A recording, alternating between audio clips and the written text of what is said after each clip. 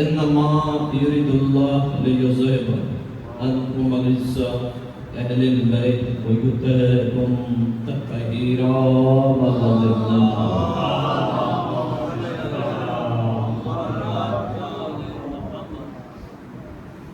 خطبے کے ساتھ جوڑنا چاہیے تھا، لیکن کیا ہے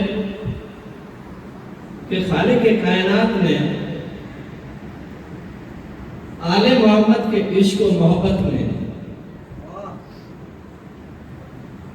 اور اس پیار کی جس کی ہمیں انتہا اور ابتدا کا پتہ ہی نہیں، ہمیں جو بتایا گیا ہے ہم تو وہ سنتے ہیں اور سنا رہے ہیں۔ شان اہل بیت میں خدا رب العزت نے کون سی ایسی جگہ چھوڑی ہو، اللہ معاف کرے، جہاں اہل بیت کی شان کا ذکر نہ ہو، جہاں میرے رسول اکرم صلی اللہ علیہ وسلم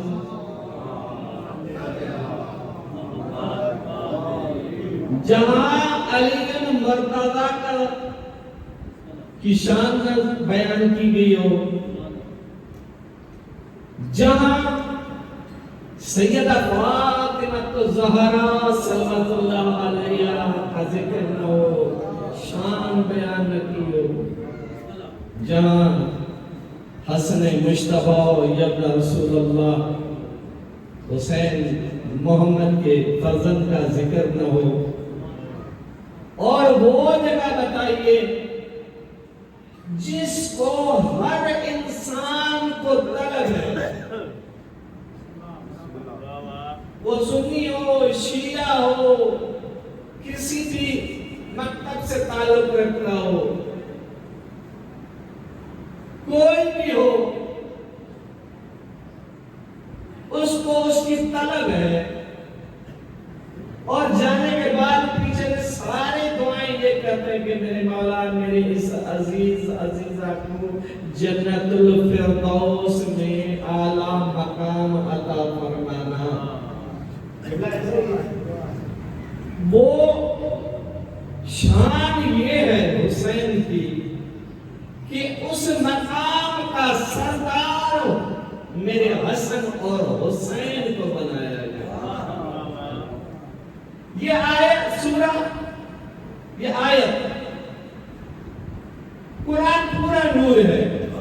پورا نور ہے، قرآن کا لفظ نور ہے،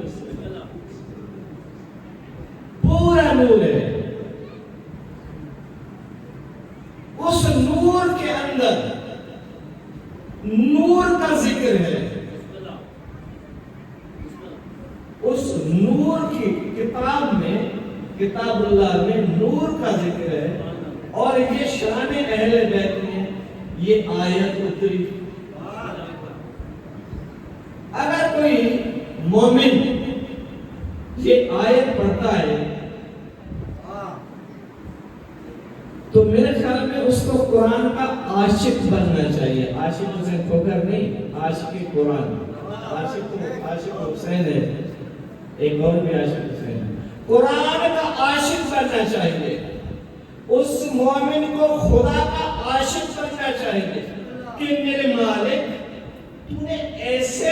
مالک عطا کیے، ہمیں ایسے رہبر عطا کیے، رزق پاک و پاکیزہ عطا کیا، وہ والے نہیں۔ جب یہ دل میں آیت آئے تو کم از کم ایک مومن کا دل جو ہے نا وہ اٹھ کے بیٹھ جائے، سبحان اللہ الحمدللہ، میرے پروردگار تو نے مجھے کیا تو 55 عطا کیے، کیا تو 12 عطا کیے، کیا مجھے 14 معصومین رہبر عطا کیے، بلکہ یہی نہیں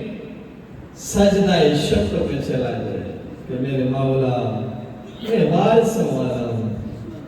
میں وارث نہیں ہوں،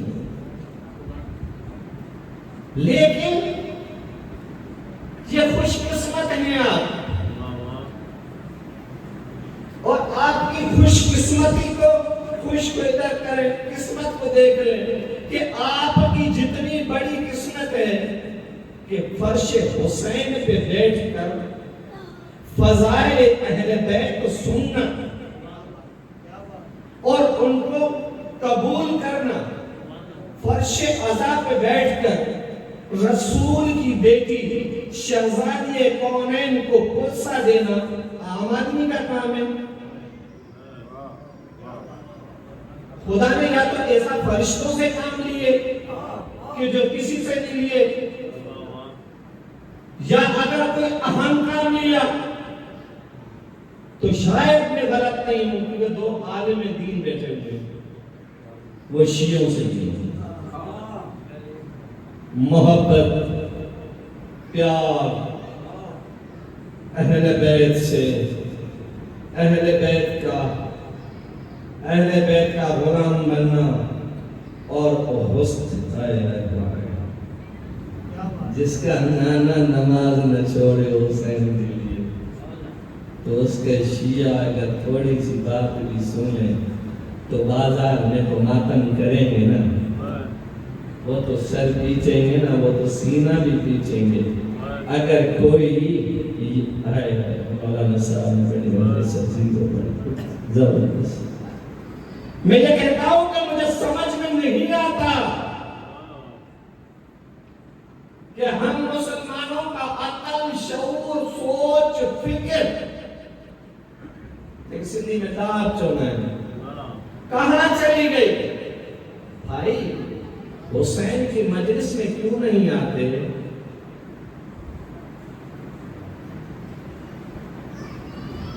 ہم جناب سیدہ کی شہادت کی مجلس کرتے آپ کیوں نہیں آتے؟ امام حسن کے شہادت زہر ملنے کی مجلس کرتے ہیں، جنازے پہ تیر برسائے گئے ہم مجلس سے عزا کرتے ہیں، سر پیٹتے ہیں، سب کو بھی کرتے ہیں، آپ کیوں نہیں آتے؟ مجلس میں کیوں نہیں آتے؟ حسین سے کوئی اختلاف ہے؟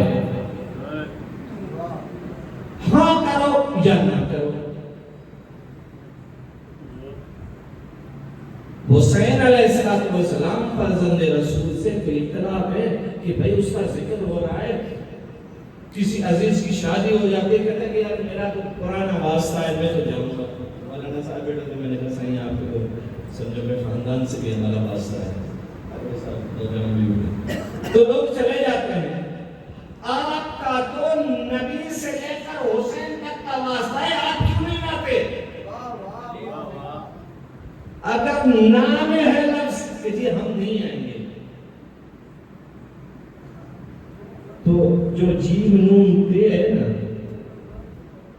وہ جیم کو ہٹا دیجئے، پھر لا عین نون پہ ایسے ہی ہوگا، پھر اس کو لے لیجئے۔ حسین سے اختلاف کرنا یزید کا کام ہے، تو لہذا مجالس میں آ کر کم از کم اتنا خیال رکھیے کہ ہم جگہ جا رہے ہیں وہ فرزند رسول ہے، جو شان و رسول پر بیٹھ کر کھیلا کرتا تھا، جو لعاب دہن اور کیا فرماتے تھے میرے نبی؟ حسین منی، زور سے بولیے ذرا میں سنوں، نوجوانوں کو یاد ہے۔ تو آپ کو اخلاقیات یہ کہتی ہے، انسانی اخلاقیات، دینی اخلاقیات یہ کہتی ہے کہ آپ کو مجلس حسین میں آنا چاہیے۔ آپ کلمہ پڑھتے ہیں لا الہ الا اللہ محمد رسول اللہ، تو وہ فرزند رسول اللہ ہے، آپ کا پانا نہ آئے، اپنے لیے دروازے بند کریں، آپ کی مرضی پر ہم آپ پر، لیکن افسوس ہوتا ہے۔ لیکن میرے عزیزوں، میں اس کو مختصر کرتا چلوں، مولا عاشق حسین زوال کی توفیقات میں اضافہ فرمائے۔ وہ ہر سال بیچارے اپنی جمع پونجی سے فرش اللہ بچھاتے ہیں، ہاں اس کو یہی خیال آتا ہے کہ میں ان 4 پیسوں سے صوفہ بھی لے سکتا ہوں، بڑی گاڑی بھی لے سکتا ہوں، جمع کر کے ادھر ادھر پھیر گھیر کر کے، لیکن وہ سارے پیسے جو ہیں نا مولانا حسین کی عزاداری میں خرچ کریں۔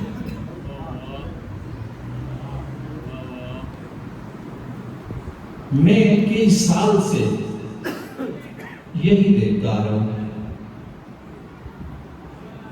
جھولا بھی برآمد ہوتا ہے، کہتا ہے کہ ہماری خاندانی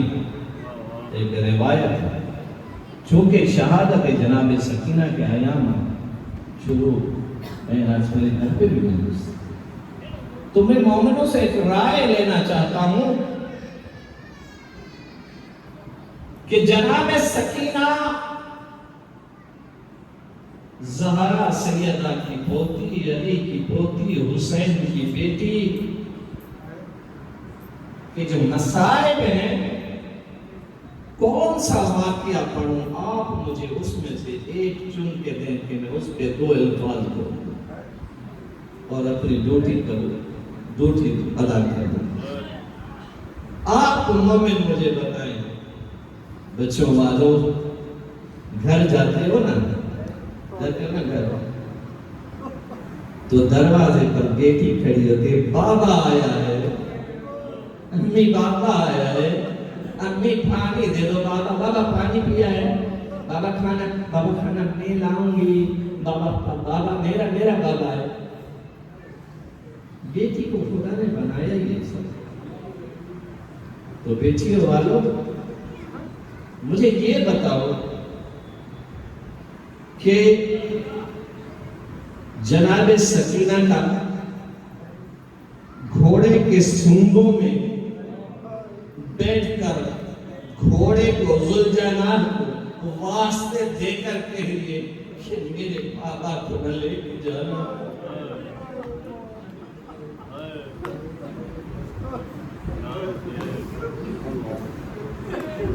میرے بابا کو تو نہ لے کے جانا، یا یہ پڑھوں کہ جب جناب حسین نے، مجھے آپ بتائیں نا، حسین مولا میرے گھوڑے ذوالجناح سے اترے، بی بی کو سینے پہ لٹایا، کہا بیٹی مجھے جانا ہے، یا یہ پڑھو کہ حسین مولا جا کیسے رہے تھے اور بی بی سکینہ دیکھ کیسے رہی تھی، یا یہ پڑھوں کہ جب امام حسین علیہ السلام پر خنجر چل رہا تھا، ضربیں چل رہی تھی، خون ارد گرد خون تھا، یہ بی بی دیکھ رہی تھی، دوڑ کی چلی آئی، چمر کے آگے کہتی ہے میرے بابا کو، بیٹیوں والوں سن، میرے بابا کو قتل نہ کر، میرے بابا کو مار کر، میرا 3 روز کا بھوکا پیاسا بابا، یہ پڑھوں یا یہ پڑھوں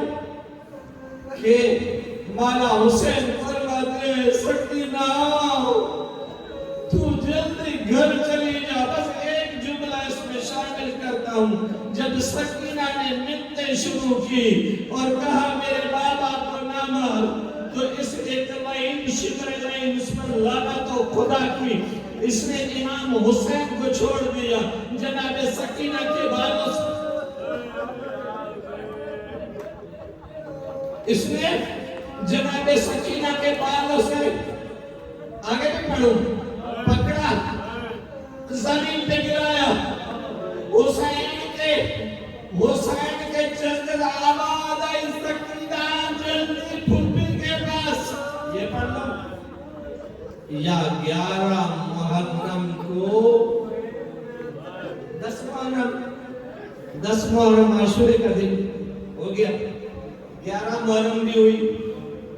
جب بیویوں کو قطار میں کھڑا کیا گیا، اللہ کیا وقت تھا وہ، جن کا سایہ کبھی سورج نے نہیں دیکھا، وہ میری بیویاں کھڑی تھی، لائن نے کہا کہ نبی زادیوں کو، علی زادیوں کو، ان کو ہاتھوں میں رسیوں سے پابند کر دو۔ مجھے یہ تو بتائیے، خدا کے واسطے دل تمہیں خدا نے دیا ہے، تمہارا نہیں ہے دل، نہیں، خدا نے دیا ہے، اور اس دل میں حسین رہتا ہے، اس دل میں حسین مولا کی قبر ہے۔ مجھے یہ بتا کہ جب جناب زینب کو رسیاں باندھی گئی ہوں گی تو وہ وقت کیا ہوگا؟ لیکن رسیاں باندھی گئی، اونٹوں کے مطلب سوار کرتے گئے۔ ایک نوحہ بھی ہے، میں نہیں پڑھتا، بس دو جملے ادا کی، سوار کرتے گئے۔ اب جب چھوٹی بیوی کا باری آئی نا، بی بی سکینہ کی، تو رسیاں ہاتھ میں نہیں آ رہی، اونٹ پہ بھی بٹھانا تھا، اونٹ بغیر پلان ہوتے ہیں وہ بھی نہیں تھے۔ اب لائن نے کیا کیا؟ کہا کہ سکینہ کو اونٹ پہ باندھ دو، اونٹ ہم اسی لیے نہیں ہوتے، عام بات نہیں ہے، عام بات نہیں ہے کہ ہمارے آنکھوں سے آنسو بہتے ہیں، نہیں، ہم گھروں میں ہماری بچیاں ماتم کرتی ہیں، ایسا نہیں سمجھو ہمیں۔ ہماری حسین کی بیٹی کو جب باندھا گیا اور اونٹ کو چابک مارا گیا، اونٹ اچھلا تو ایک چیخ نکلی، بابا، چاچا، وہ چیخ قیامت خیز چیخ تھی میری سائر سکینہ کی۔ بس جملہ ختم ہے، یہ قافلہ چل پڑا نا، چل پڑا، جب کربلا سے کوفے کی طرف نکلا تو جناب سکینہ اونٹ پہ نہیں تھی،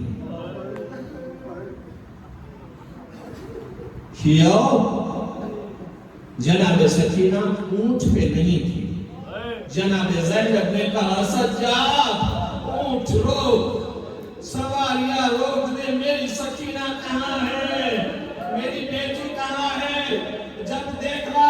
کیا دیکھا؟ یہ منظر میں تمہیں بتانا چاہتا ہوں، اے کربلا کے ماننے والوں، وہ جناب حسین کو ماننے والا، یہ منظر دیکھنا۔ جناب سکینہ ایک جھاڑی میں چھپنے لگی، ریت گرم تھی، تیز گرمی تھی، دیکھا شدت نے کہ سکینہ جھاڑی میں چھاؤں لینے لگی ہے۔ اس ملاؤں نے جناب سکینہ کو گھسیٹنے باہر، اس سے بڑا نصائب نہیں ہو سکتا، اونٹ روکے ہوئے تھے، اس ملاؤں نے چابک نکالا، امام سجاد دیکھنے لگا، کہا پھپھی اما سکینہ آ رہی ہے، لیکن کیسے یہ چابک مارتا آیا، جس بازیاں نے مارتا آیا۔ عزاداروں، بس آخری جملہ، یہ جملہ آخری ہے، قید بھی ہو گئی، شہادت بھی ہو گئی، سب کچھ ہو گیا۔ جب امام سجاد نے بہن کو دفنایا،